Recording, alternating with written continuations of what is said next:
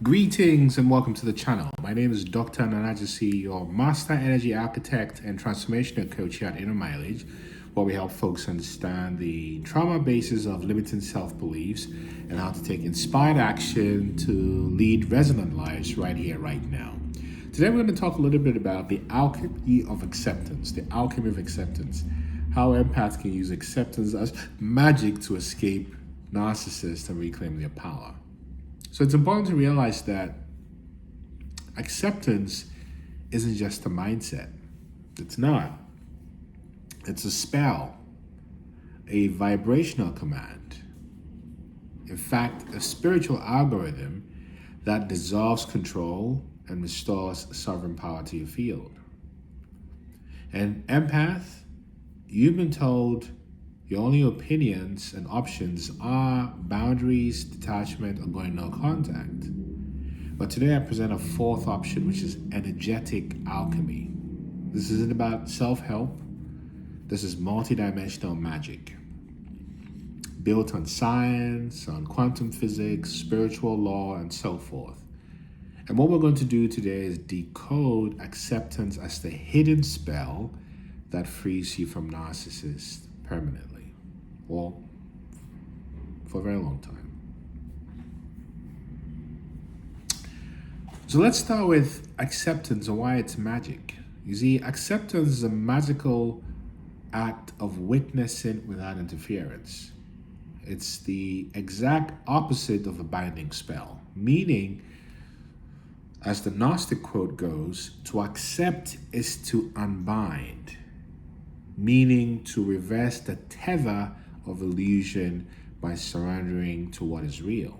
And in Hermetic thought, acceptance invokes what is known as the law of correspondence, which states that when you accept what is,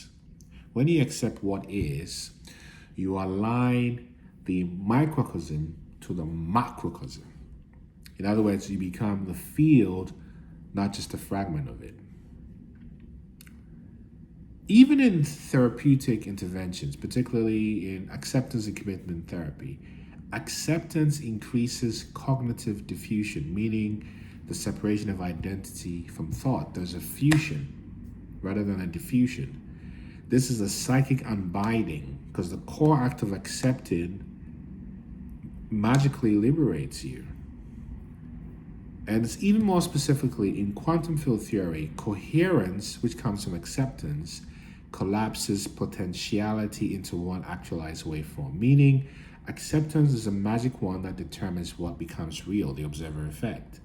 You don't change reality by fighting it. You change it by entering it, accepting it, and bending it from inside out.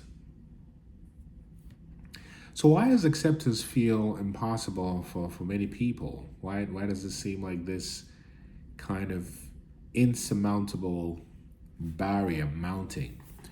This is because the limbic system treats surrender as danger if your early environments required control to stay safe. Translation, empaths like you and I, raised in volatile environments, have an addiction to vigilance, meaning acceptance feels like neglecting danger. This is why it's difficult. When we come deeper into the trauma, you were conditioned to believe love must be earned by fixing or enduring.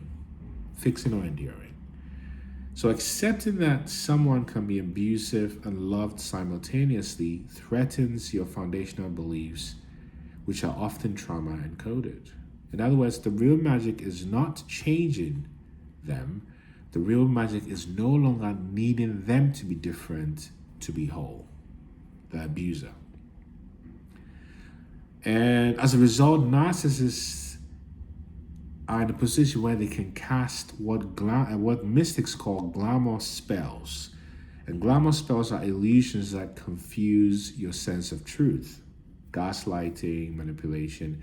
And these spells collapse when you refuse to feed the projection and sit in the fire of what is. So when we go even deeper, thinking about acceptance as transmutational spell work. When we break it down, the first step is to let the fantasy of who you thought the narcissist was to burn to ash. In magical rites, this is known as the death of the ideal, meaning you're clinging into this illusory perspective of who your abuser was. Oh, they don't really know what they're doing. They're mainly loving, but sometimes they get mean, is what keeps you trapped. And your freedom comes from accepting that that wouldn't change. That leads to the solution where your identity as a fixer, a people pleaser, or a rescuer begins to melt.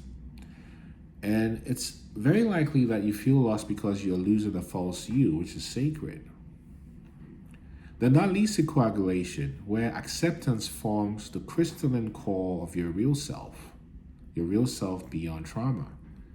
And it's the philosopher's stone, the sort of invulnerable inner alignment that you experience. To make this clear and rooted in science, the Heart Math Institute, I believe they're based in California, shows that the heart's electromagnetic field can entrain chaotic environments into coherence. And acceptance restores field integrity, which is a literal and energetic spell of protection. And when you do this, when you accept, it diffuses the narcissist, in fact, even defangs the narcissist, because there isn't resistance in acceptance. And the narcissist thrives in gaslighting you into false acceptance or triggering you into resistance. This is because the magic of the narcissist is rooted in their false light, which is garnered through mirroring, acting like you, and future faking, making promises that they wouldn't keep as enchantments. These are psychic performances designed to manipulate time and desire. And the magic the narcissists use here is based on illusion and control, whereas yours is based on truth and coherence. So when you accept the narcissists as they are, not who they pretend to be, you activate your own reality's immune system, and you begin to transmute longing into discernment, hope into clarity, and entanglement into sovereignty.